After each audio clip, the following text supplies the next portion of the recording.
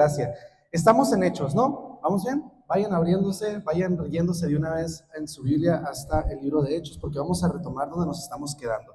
Y la semana pasada terminamos Hechos 14, ¿correcto? ¡Qué barbaridad! El otro día, se recordarán todos ustedes cuando recién comenzamos nuestro método de estudio aquí en Semilla, cuando recién comenzamos Semilla aquí en Hermosillo. Empezamos con un libro, pero luego nos fuimos luego abruptamente a Romanos, ¿se acuerdan?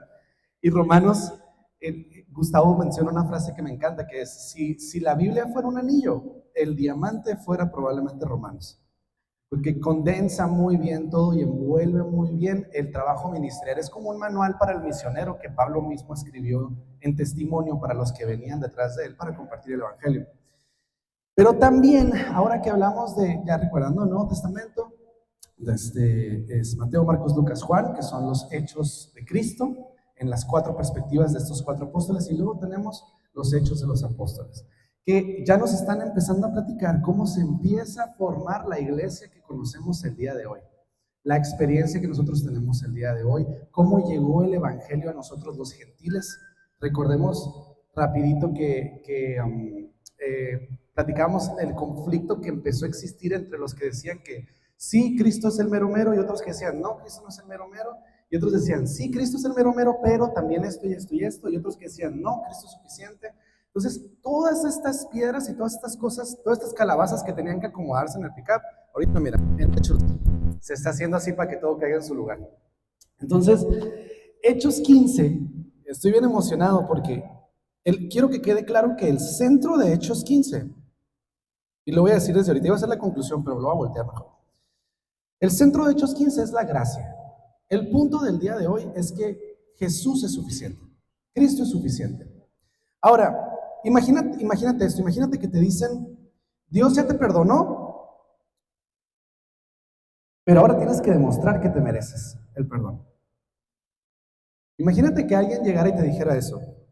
Entonces ya te empiezas a tratar de portar mejor, oras más, tratas de pecar menos, te esfuerzas en todo lo que haces, pero al final siempre te va a quedar la duda de, ¿será suficiente ahora sí lo que hice?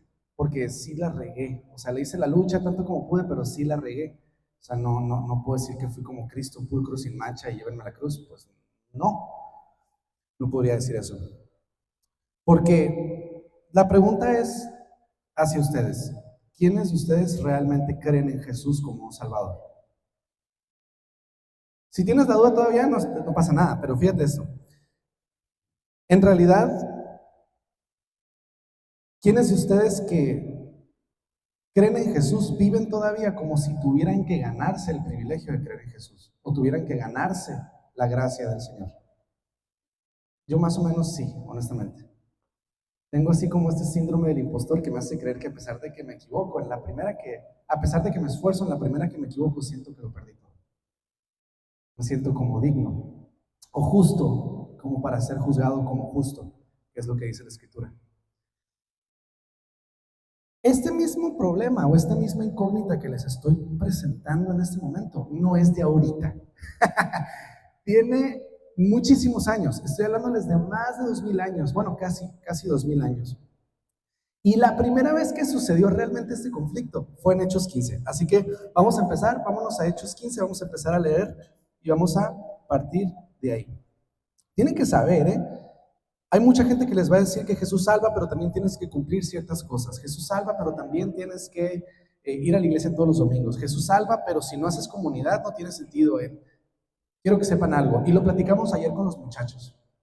Mi queridísima esposa dio la clase ayer con los muchachos y decíamos, la fe sin obras es fe muerta. ¿Recuerdan? ¿Han escuchado eso? Pero no significa que porque tengas obras te vas a ir, porque no es por obras sino por fe.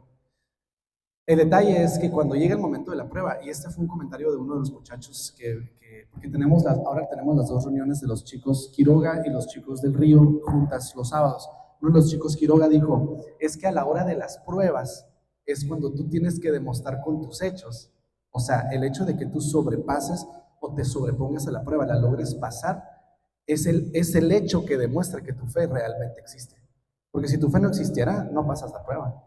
Caes o rechazas o te volteas. Pero ahora sí que una fe sin obras es una fe muerta. Una fe y que cuando llega la prueba no puedes sostenerte, aferrarte al manto para pasarlo.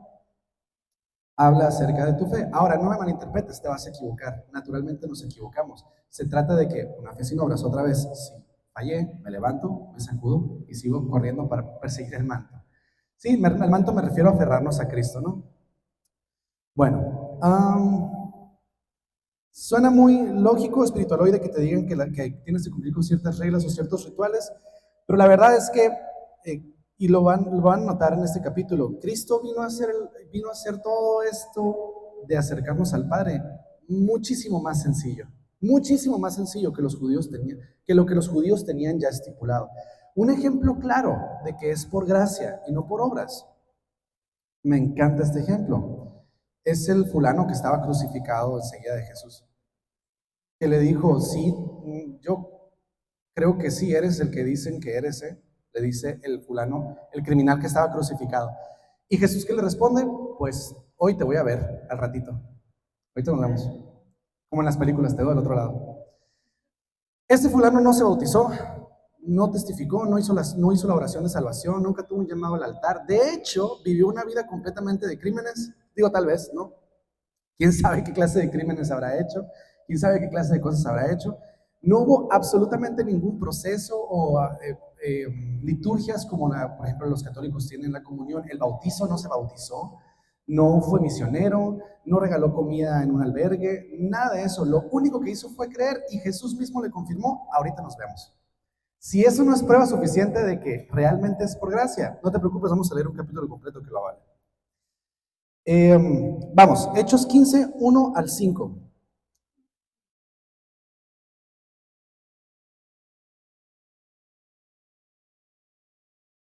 El concilio de Jerusalén.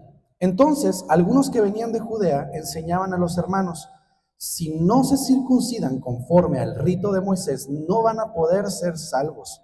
Como Pablo y Bernabé tuviesen una discusión y contienda no pequeña con ellos, se dispuso que subiesen Pablo y Bernabé a Jerusalén y algunos otros de ellos a los apóstoles y a los ancianos para tratar esta cuestión. Ellos, pues, habiendo sido encaminados por la iglesia, pasaron por Fenicia y Samaria contando la conversión de los gentiles y causaban gran gozo a todos los hermanos. Y llegados a Jerusalén, fueron recibidos por la iglesia y los apóstoles y los ancianos y refirieron todas las cosas que Dios había hecho con ellos. Número 5.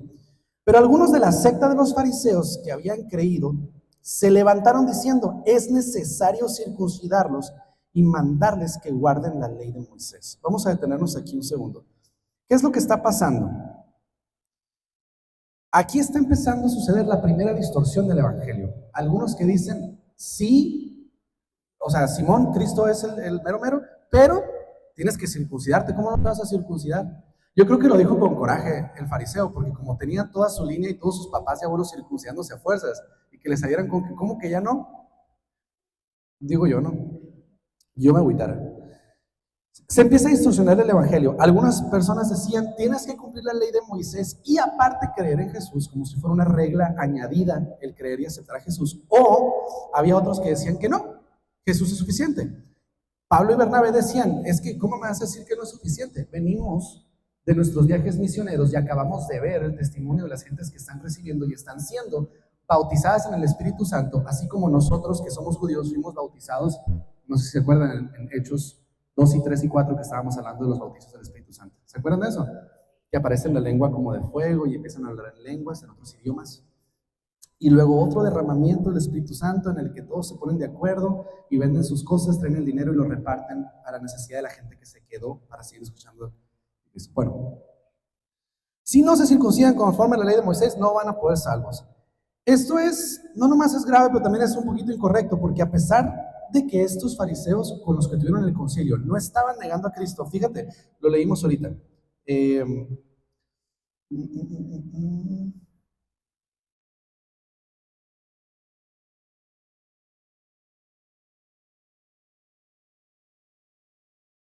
En el número 5, pero algunos de la secta de los fariseos los que crucificaron a Jesús, algunos de la secta de los fariseos que sí habían creído en Jesús, se levantaron diciendo, es necesario que los circunciden y mandarlos a que guarden la ley de Moisés. O sea, a pesar de que había pasado la crucifixión, muchos fariseos decidieron aún así sí creer, perdón. Pero decían, sí creo, pero tienen que cumplir también otro. Ahora, ¿qué es lo que estaba pasando? En su viaje misionero, Pablo y Bernabé se toparon con que a donde llegaron a predicar ya habían venido otros fulanos. Esos otros fulanos estaban diciendo, tienen que creer en Jesús, pero también tienen que seguir la ley de Moisés. Entonces, cuando llegan Pablo y Bernabé a ese lugar a continuar con su viaje misionero, escuchan, empiezan a decir, oigan, venimos a predicar del Cristo resucitado, y yo me imagino que los que estaban ahí dijeron, sí, vinieron unos fulanos hace rato y ya nos platicaron, ya sabemos qué onda, que tenemos que seguir a Cristo y tenemos que circuncidarnos. Y Pablo, no, a ver, espérate, ¿quién vino y qué te dijo? Fue lo primero. Pues Pablo y Bernabé empiezan a debatir con ellos a ver, espérame. No necesitas nada más que Cristo para ser salvo. Ya lo venimos viendo. Imagínate los que estaban ahí. Imagínate los que estaban ahí y que llegaron primero los otros a malinterpretar la escritura y que todos aceptaron y andaban haciendo fila ahí con el enfermero para circuncidarse, en lo que llega Pablo y Bernabé y dicen, ¿qué están haciendo? Entonces empiezan a debatir. Claro que necesitas circuncidarte, claro que necesitas seguir la ley. ¿Cómo vas a ser salvo? Tienes que seguir a Cristo y hacer toda la ley de Moisés. Y en eso ellos empiezan a discutir, se calienta la cosa. Yo creo que Pablo era fosforito. Yo me imagino que era yo creo que se prendía de volada con esos antecedentes que tenía. Entonces deciden llevarlo a otro nivel, viajan de regreso a Jerusalén, porque dicen, ¿sabes qué? Aquí no nos vamos a arreglar, nos estamos arreglando, mejor nos juntamos todos, nos vemos en el concilio de Jerusalén mañana pasado, y allá arreglamos con los ancianos y con los fariseos. ¿Están todos de acuerdo? No, pues que sí, Simón. Agarran camino, y en el camino, no estando satisfechos con que están peleados, en el camino Pablo y Bernabé van parando en todas las ciudades diciéndoles, no tienen que circuncidarse, ahorita vamos a regresar cuando nos den la razón para que vean que no tienen que circuncidarse, ni es necesaria la ley de Moisés, a los gentiles. Llegan al concilio, se presentan delante de los fariseos que habían decidido creer, es el que leímos en el capítulo 5, y en eso los fariseos dicen, no, espérate. La primera respuesta del fariseo, los que iban a tomar la decisión, el juez dice, no, pues es que sí, tenemos toda la vida haciendo esto, tienes que seguir la ley de Moisés y tienes que creer en Jesús. Vamos al versículo número 6.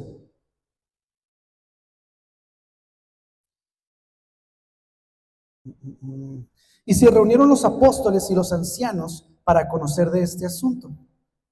Y después de mucha discusión, Pedro se levantó y les dijo, varones, hermanos, ustedes saben, como ya hace algún tiempo, que Dios escogió a los gentiles para que oyesen por mi boca la palabra del evangelio y creyesen. Aquí Pablo está hablamos en los capítulos anteriores de cuando Pablo estaba orando en el techo de la casa de Simón el curtidor, y en eso tiene una visión en la que desciende como una lona que trae diferentes tipos de animales para que él escoja cuál quiere comer, y que Pablo le dice al ángel que desciende con la lona, oye, pues que yo no puedo comer ninguno de estos animales porque son inmundos, y el ángel le dice, no llames inmundo a lo que Dios ya santificó. Y luego sucede que Cornelio el centurión, que es un gentil, que es un romano, le manda a llamar y le dice, oye, dicen que tú tienes una palabra de Dios para mi vida. Entonces Pedro dice, pero este vato no es judío, es gentil. Pero pues si Dios dijo, ni modo que yo le diga que no. Ahí va. Pedro le predica, ¿y qué es lo que pasa? Cornelio y todos los que estaban ahí reciben el Espíritu Santo. Y Pedro ve esto. Pedro, uno de los más duros y más estrictos con respecto a que los judíos eran los salvos, era el pueblo de Dios. Voy a hacer un pequeño paréntesis nada más por si no ha quedado claro. Estamos hablando de dos grupos de personas principalmente, los judíos y los gentiles. Los judíos son las personas que nacieron en Israel con sangre y cultura judía. ¿Sí? Es la nación de Israel y todo el linaje que viene de las 12 tribus y más arriba del pueblo escogido de Dios. Y luego tenemos a los gentiles. Los gentiles son todas las demás personas que no tienen ni cultura judía ni sangre judía en su linaje anterior. Los judíos pensaban que la salvación y el Mesías era exclusivo de los judíos. Entonces el debate ahorita reside en que hay quienes dicen, hey, no, es para nosotros. Y otros que dicen, no, es para todos. Y esta es la parte más padre, porque en este concilio empiezan a caer evidencias como piedras. Leíamos el número 7, y después de mucha discusión, Pedro se levantó y les dijo, varones hermanos, vosotros saben, como ya hace algún tiempo, que Dios escogió que los gentiles oyeran por mi boca la palabra del evangelio y creyesen. Ya les había platicado todo esto, Pedro. Número 8, y Dios, que conoce los corazones y les dio testimonio, dándoles el Espíritu Santo, lo mismo que a nosotros. Y ninguna diferencia hizo entre nosotros y ellos, purificando por la fe sus corazones. O sea, hace todos coludos, todos rabones. Y ya lo demostró. Ahora, número 10. Ahora pues, ¿por qué tientan a Dios poniendo sobre la cerviz de los discípulos un yugo que ni nuestros padres ni nosotros hemos podido llevar? O sea, lo que le está diciendo Pedro es, no sean ridículos. Usa el sentido común. Ni nosotros pudimos, que somos los escogidos. Están haciéndolo casi a propósito para que no puedan. Pero ustedes saben perfectamente que no es a lo que se refería Cristo. La salvación es para todos. Número 11. Antes creemos que por la gracia del Señor Jesús seremos salvos, de igual modo que ellos también. La gracia. Si vas a subrayar algo, subraya el 11. Está muy especial.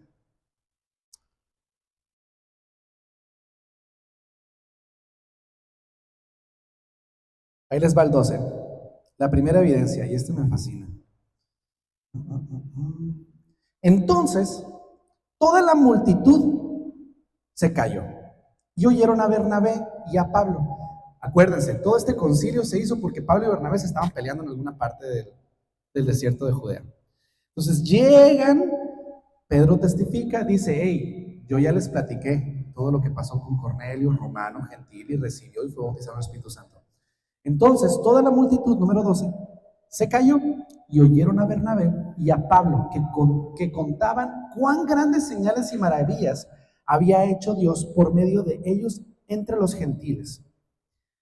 Se me hace una grosería que me reduzcan el versículo tanto, porque hay un nivel de versículos que concuerdan con Hechos 15:12 y ahí les va, agárrense. Dice que Pablo y Bernabé empiezan a predicar el testimonio y las evidencias de que no es exclusivo para los judíos. Y ahí te va. En Hechos, no lo tienen que buscar porque los voy a traer así. En Hechos 1:8, el Espíritu no es exclusivo para los judíos, está escrito.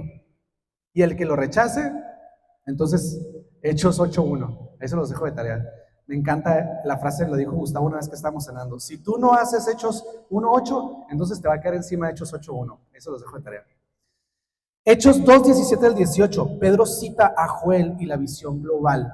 Joel es un profeta que ya había hablado de que la salvación y la gracia iba a ser para todos. Ay, el Natán sí me está siguiendo. Hechos 10:34 al 35. A ver, aviéntatelo, Natán. La historia de Cornelio, el que les estoy platicando que es el centurión romano. Es Hechos 10:34 y 35. Entonces Pedro, abriendo la boca, dijo, en verdad comprendo que Dios no hace acepción de personas, sino que en toda nación se agrada del que le teme y le hace justicia. Esto fue la reacción de Pedro cuando él con incredulidad fue a predicarle a la casa de los gentiles y de centurión y todo, porque dijo, pues bueno, me mandaron, pues vamos. Y llega y de repente ve que se manifiesta el Espíritu y dice, no, pues sí, Dios no tiene favoritos, genuinamente esto es para todo, porque en su raciocinio, Pedro decía, pues voy a ir porque me están mandando, pero no tiene sentido para mí, porque él era judío. Él, aunque estaba en su proceso de transitar a un nuevo entendimiento de lo que era la misión de Cristo, todavía estaba en el proceso de comprenderlo y aceptarlo. Pues. Este fue un momento nexus en el que se da cuenta de, oye, mira, de verdad, Dios no hace acepción de personas. Hechos 11, 15, 17. Este está muy genial. ¿Se acuerdan que hablábamos de que los fariseos decían, sí, seguir a Cristo, pero también tienes que aplicarte y cumplir con la ley, si no, no puedes ser salvo. Hechos 15, 10, 15 al 17. Hechos 11, 15 al 17, perdón.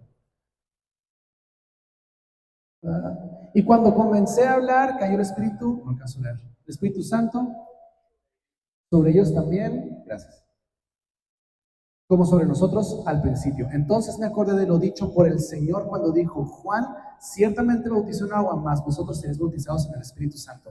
Aquí está, si Dios pues les concedió también el mismo don que a nosotros que hemos creído en el Señor Jesucristo, ¿quién era yo que pudiese estorbarle al Señor? Otra vez, este proceso de cambio y transición. No, es que Pedro y Pablo tienen un desarrollo de personaje fregoncísimo en la Biblia. Se los dejo de tarea. Entonces, ¿qué es lo que estamos viendo aquí? Dios ya estaba obrando la obra y la salvación sin la ley de por medio. Ya hay evidencias escritas, experienciales y testimoniales de que no era necesaria la ley para que fueran bautizados en el Espíritu Santo, que era como la manifestación más visible que tenían los incrédulos de que la gente estaba siendo salva, de que Dios los había escogido para vaciar su espíritu sobre ellos. ¿Sí me estoy explicando? ¿Vamos bien? Súper. En Hechos 11, 18, estamos cerquitita. Entonces, a oídas estas cosas callaron y glorificaron a Dios, diciendo: de manera que también a los gentiles ha dado Dios arrepentimiento para la vida. Ya había sido un fenómeno público.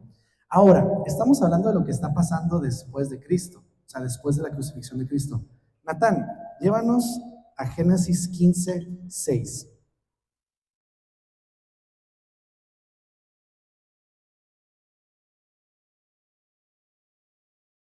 En Génesis 15, 6 estamos hablando de Abraham. Y dice: y creyó a Jehová y le fue contado por justicia. Así nomás. Antes de que fuera escrita la ley,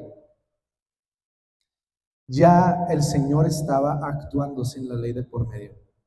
La ley en realidad nunca fue el medio para la salvación.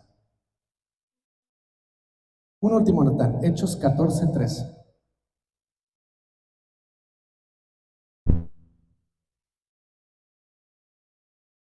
Por tanto se detuvieron allí mucho tiempo y hablando con denuedo, confiados en el Señor, el cual daba testimonio de la palabra de su gracia, conociendo que se hiciesen por las manos de ellos señales y prodigios. Está hablando del ministerio que estaban llevando Pablo y Bernabé cuando llegaron y muchos gentiles creyeron y se manifestó el Espíritu y en otros no. Vamos a continuar leyendo Hechos 15, 13. Esto que les acabo de, estos versículos que les acabo de presentar es todo lo que yo me estoy imaginando. En lo que se está comprimiendo nada más el versículo 12 que decía: entonces toda la multitud se cayó y oyeron a Bernabé y a Pablo que contaron todos los testimonios, presentaron todas las evidencias de cómo el Espíritu estaba trabajando con los gentiles. Casi dijeron: mira, ¿sabes qué? Pasó esto en nuestro viaje, pasó esto acá, y mira, antes de que hubiera la ley también pasó esto. Ahí se los dejo, tomen su decisión, les dice el concilio. Número 13. Y cuando ellos callaron, o sea, cuando terminaron de hablar Pablo y Bernabé, Jacobo respondió diciendo: varones, hermanos, óiganme. Simón ha contado cómo Dios visitó por primera vez a los gentiles para tomar de ellos pueblo para su nombre. O sea, las personas que ya habían aceptado a Cristo. Y con esto concuerdan las palabras de los profetas, como está escrito. Ahora, Jacobo va a citar lo que se dijo antes en palabra profética. 16. Después de esto, volveré y reedificaré el tabernáculo de David que está caído, y prepararé sus ruinas y lo volveré a levantar, para que el resto de los hombres busque al Señor. Para que el resto de los hombres, el resto claramente se está refiriendo a la prole que los judíos no quieren. El resto de los hombres busque al Señor, y todos los gentiles sobre los cuales es invocado mi nombre, dice el Señor, que hace conocer todo esto desde tiempos antiguos. Otra parte que me encanta, la segunda parte del 17, y todos los gentiles sobre los cuales es invocado mi nombre. Estamos hablando de que aquí Jacobo está citando a eh, un profeta. ¿Listo? Amós 9:11. Esta es la palabra que está citando en este momento Jacobo, como evidencia, pues.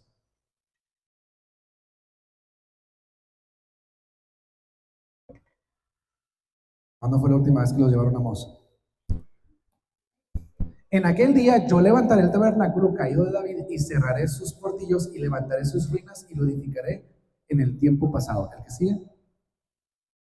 Para que aquellos sobre los cuales es invocado mi nombre posean el resto de Edom y a todas las naciones y a todos los que invocaran su nombre. No hay acepción de personas y ahora la confirmación de esta profecía se está manifestando a lo largo desde que empezamos a estudiar Hechos, desde que Pablo y Bernabé empezaron sus viajes, gentil tras gentil, milagro tras milagro, derramamiento del Espíritu sobre derramamiento del Espíritu, confirma lo que ya había sido profetizado desde el Antiguo Testamento. Hace juego, concuerda perfectamente con la experiencia de Abraham, que sin tener conciencia de la ley, porque la ley ni siquiera había sido escrita todavía, por gracia y por decisión de nuestro Señor, Abraham ya había sido escogido. No hubo ley de por medio, no fue necesaria la ley de por medio.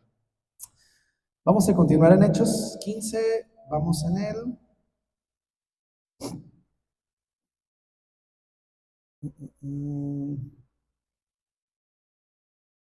15.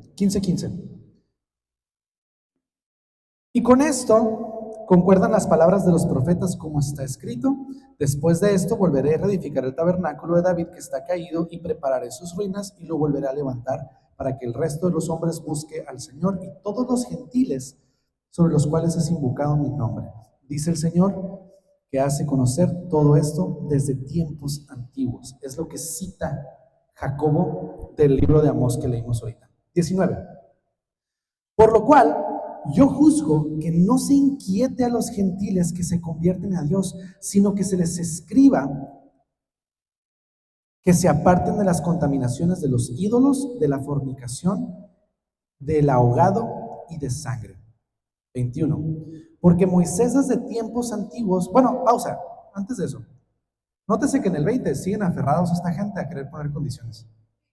¿Sí fijaron? Casi ya derrotados dicen, bueno, pues que no sigan la ley de Moisés, pero cuando menos, para no sentirnos tan mal con nosotros que sí tenemos que hacerlo. Que de la ley de Moisés, se refieren a los 10 mandamientos, que de la ley de Moisés se abstengan de otros ídolos, de la inmoralidad sexual, del ahogado y de la sangre. Porque Moisés desde tiempos antiguos tiene cada ciudad quien lo predique en las sinagogas donde es leído cada día de reposo. O sea, les están diciendo que al menos respeten eso, porque esto, a donde sea que quieran ir a congregarse, igual lo van a seguir escuchando. Salud. 22. Entonces pareció bien a los apóstoles y a los ancianos con toda la iglesia elegir de entre ellos varones y enviarlos a Antioquía con Pablo y con Bernabé, a Judas, que tenía por sobrenombre Barsabás, y a Silas, varones principales entre los hermanos. O sea, aquí se está introduciendo un personaje nuevo que me encanta, que es Silas, que va a ser muy relevante en los siguientes libros y en los siguientes capítulos que vamos a leer. Pero fíjate qué interesante que cuando fueron escogidos Judas o Barsabás y Silas, ya eran personas que eran conocidas y eran conocidas por su testimonio y su ministerio. 23. Y escribir por conducto de ellos, o sea, van a redactar una carta, se la van a entregar a Silas y a Barsabás, y los van a mandar para que vayan y repartan esa carta a otras iglesias que tienen regadas en el territorio.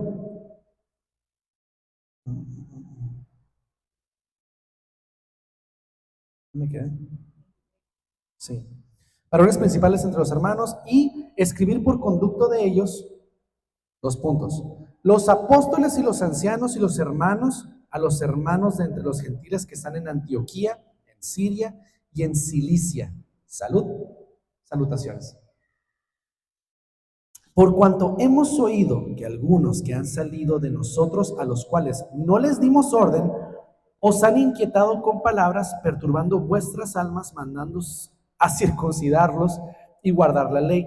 Nos ha parecido bien, habiendo llegado a un acuerdo, elegir varones y enviarlos a ustedes con nuestros amados Bernabé y Pablo, hombres que han expuesto su vida por el nombre del Señor Jesucristo. Así que enviamos a Judas y a Silas, los cuales también de palabra os harán saber lo mismo. O sea, si no te quedó claro con la carta, le preguntas a este amigo que te está llevando la carta. Por eso lo mandamos. Porque ha parecido bien al Espíritu Santo y a nosotros. ¿Qué severidad tan intensa? ¿Qué tan sumergido tienes que estar en contacto en oración con el Espíritu Santo para que tengas el valor de decir, el Espíritu Santo y yo estamos de acuerdo? 23, porque ha parecido bien al Espíritu Santo y a nosotros no imponernos ninguna carga más que estas cosas necesarias, que se abstengan del sacrificio a los ídolos, de sangre, de ahogado y de fornicación, de los cuales cosas si os guardaréis, bien haréis. Pásensela chido.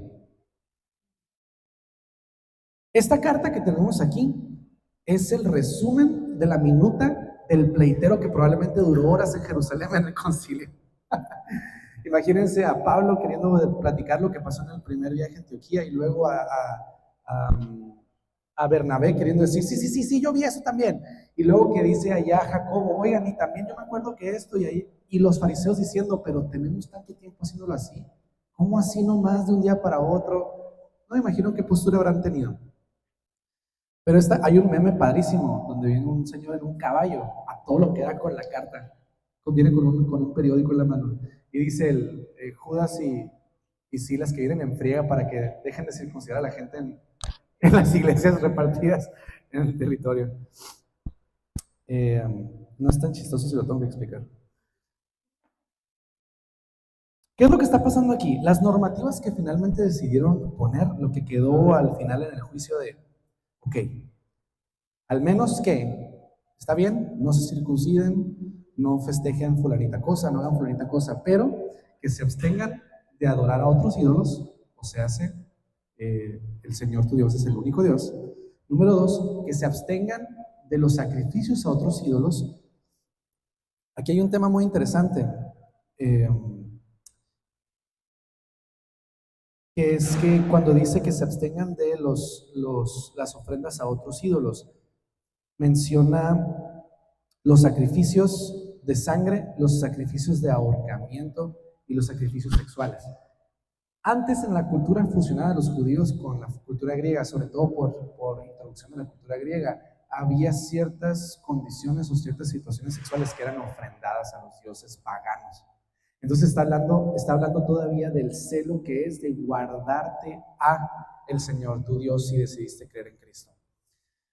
Les comento porque hay algunas traducciones que lo mencionan como se tienen que guardar de la inmoralidad sexual, se tienen que guardar solamente para adorar a un solo Dios, se tienen que guardar, lo cual también es correcto. Pero estas reglas, finalmente, el criterio que muchos teólogos mencionan que fue el motivo principal, que luego viene a confirmarse con otras cosas que vamos a ver más adelante, es porque van a empezar a convivir con los judíos. No les conviene pelearse con los judíos, es una norma de convivencia, casi más que nada. Obviamente también tenemos que guardar un celo de honrar y adorar exclusivamente y únicamente al Señor nuestro Dios, porque es un Dios celoso. Pero en este momento son como una especie de, ok, tienes la gracia, pero tienes que ser sensible también a que vas a convivir con otras personas. Y dentro de todo esto sabemos que la enemistad entre hermanos no es algo que agrade al Señor. ¿Estamos de acuerdo? Entonces, en este concilio pastoral finalmente ya no están imponiendo la ley, pero están dando ciertas instrucciones les pedimos que al menos, por favor, cumplan. ¿Sí? Cabe aclarar que claramente la gracia no es un haz lo que quieras, no es un libertinaje y ya te salvaste, no. Pablo nos exhorta a que celemos y protejamos nuestra salvación. No quiere decir que esté en riesgo, sino que nuestro testimonio habla de lo que estamos predicando. La idea central de todo esto es que se puedan conservar la unidad y la claridad. Así que para promover esto es entonces que redactan una carta con todo lo que se platicó en esa reunión y se emite. No es por darles una carga, porque ya quedó claro que esa carga ni siquiera los mismos judíos la podían cumplir, sino más bien, cito, esto es algo en lo que estamos de acuerdo el Espíritu Santo y nosotros como concilio en su tiempo de oración, así que ahí les va, respeten esto. Y claramente tuvo que haber sido revelación del Espíritu Santo, porque además de una regla de convivencia, ahora sabemos en los siguientes libros, luego en el Apocalipsis se refuerza mucho que Dios es un Dios celoso. Entonces, el acuerdo al que llegan el Espíritu Santo y los que estaban en este concilio de adorarás al Señor tu Dios por sobre todas las cosas, es bastante apropiado. Ok.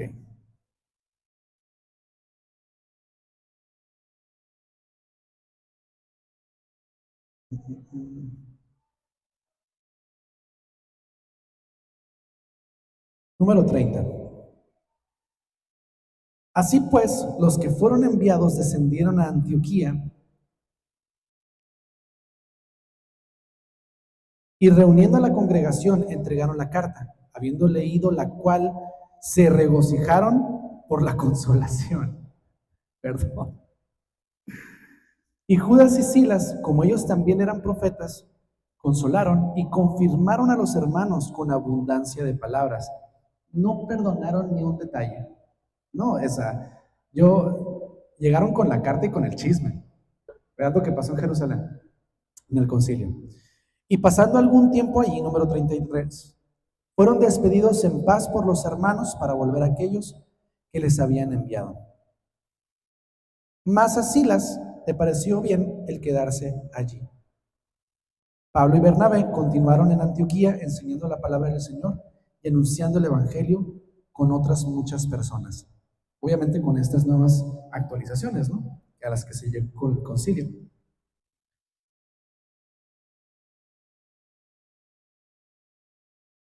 No, iba a continuar, pero yo creo que lo vamos a dejar aquí porque el siguiente está padre. Ahora es una pelea entre amigos. Ya tuvimos el primer debate teológico en el concilio y ahora sigue, ¿qué pasa cuando tú y tu amigo tienen ambos temor del Señor, pero por algún motivo no están haciendo química, no están funcionando? ¿Será que uno tiene el favor de Dios y el otro no tiene el favor de Dios? Van a tener que venir el próximo domingo. Sí, pónganse a leer la Biblia. Muy bien. Miren, el punto de esto, a lo que voy, ellos, a lo mejor sin darse cuenta como tal, estar hablando de la salvación, hablando del favor, estamos hablando de la gracia.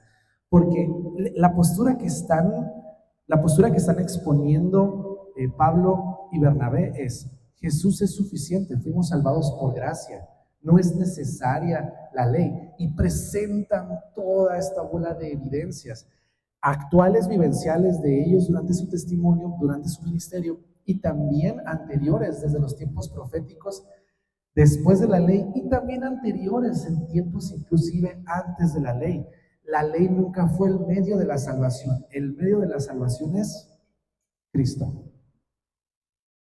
A esto me refiero con que el sacrificio de Cristo vino a condensar todo a su sentido más natural, más sencillo, más accesible.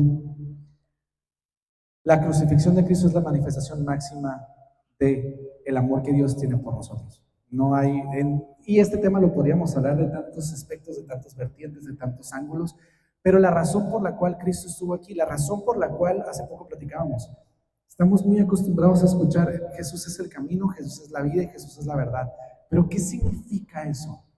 Lo repites así como disco rayadito porque lo escuchas yendo al domingo a la iglesia, pero ¿qué significa que Jesús es la vida? El hecho de que Jesús avisó que le íbamos a matar y luego así lo matamos y luego resucitó, a mí me hace pensar que no importa lo que me diga, lo voy a creer. Es la evidencia perfecta de que la vida está en Él. Él es la vida.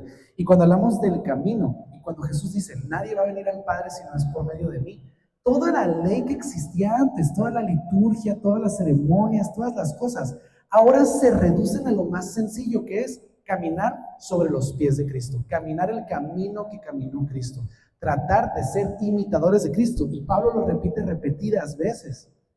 Pablo lo repite repetidas veces. Incansables veces. Porque Cristo es el camino, porque es el camino que Cristo siguió, el camino que tenemos que seguir para llegar al Padre. Tiene más sentido cuando dices ahora que Cristo es el camino. ¿Ah? Bueno.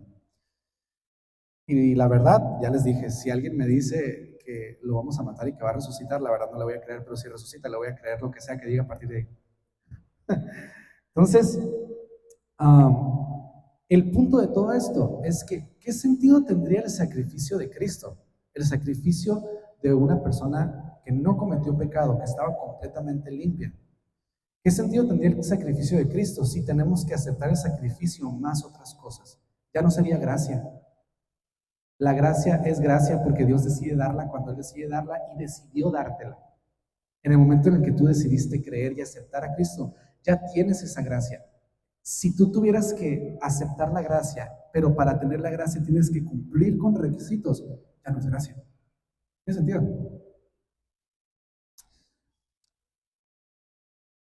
El Evangelio de Jesús se resume en que Jesús es suficiente. Nuestro estudio de la Escritura se reduce a que Jesús es suficiente. No estamos siendo salvos por reglas, no estamos siendo salvos por la liturgia de seguir la ley. Quiero que quede claro que al final la gracia es gracia, por sí sola, no necesita nada más. Cristo es gracia, fue ese sacrificio que trajo la gracia del Espíritu Santo hacia nosotros, que se cumpliera la promesa. Un poquito controversial, pero no te mantienes salvo por tu desempeño. Mira, qué padre. Hay un ejemplo muy interesante que escuché una vez de un pastor que admiro y respeto mucho, que me dice, ¿sabes por qué te quiero? Me dice. ¿Por qué? Pues no te quiero porque me convenga ni porque tengas algo que yo quiera. A veces ni siquiera me caes bien, no te quiero por eso. No te quiero porque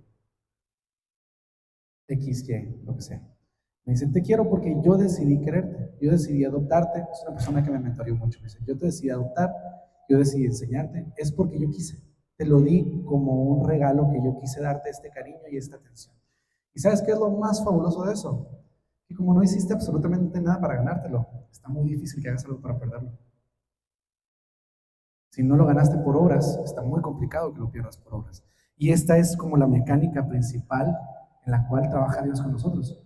Imagínate que si fuera la gracia más algo más, entonces la gracia es condicionada, no es gracia, no me la están dando por amor, me la están dando bajo condiciones. Y todo esto recala a la crucifixión para llegar al punto de Jesús es suficiente. Cumplir la ley es necesario, ¿no? Seguir los pasos de Jesús es más que suficiente. Abstenerte, ser fiel, amar, servir, no ser servido. Quiero que pienses esto. Te voy a tirar 3 preguntas. Es que esta dinámica la hacemos con los muchachos y es fabulosa. 3 preguntas para que las analices, nada más ir contigo. ¿Estoy confiando en Jesús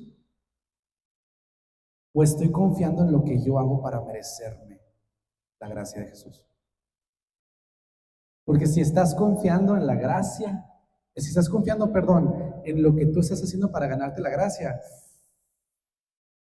vas a vivir en un secuestro emocional permanente, con la incertidumbre. ¿Realmente soy amado? ¿Realmente voy a ser salvo? ¿Realmente agrado al Señor? Cuando en realidad le agradas porque Él quiso que le agradaras y decidió hacerlo. ¿Estás confiando en Jesús o estás confiando en tus fuerzas para ganártelo? Ahí te va otra. ¿Le estaré agregando yo cargas que Dios nunca me pidió? Condiciones que Dios nunca me pidió. ¿Estaré a lo mejor viviendo esclavizado de algo que yo creo que tengo que hacer, pero en realidad no se me pidió, ni tengo que hacerlo, ni creo que suena santo, creo que suena espiritual, creo que suena correcto? Y ahí te va otra más.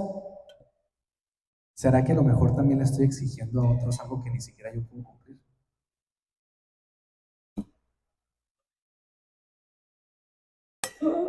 Piénsenlo, se los dejo de tarea.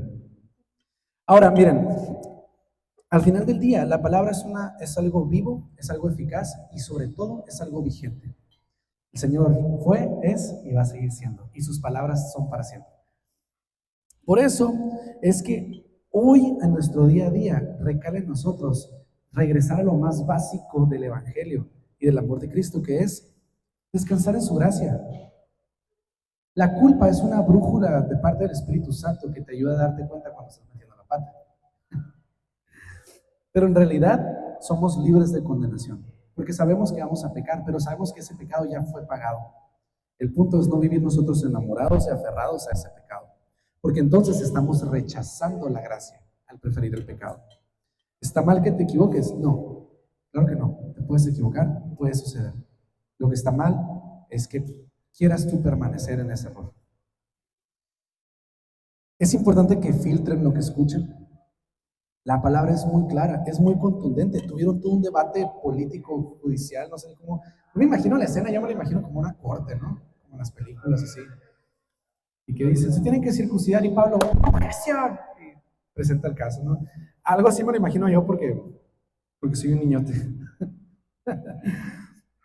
Pero en realidad la escritura es clara y es contundente y las evidencias y el debate, ya tenemos mucho tiempo analizándolo. Aquí está.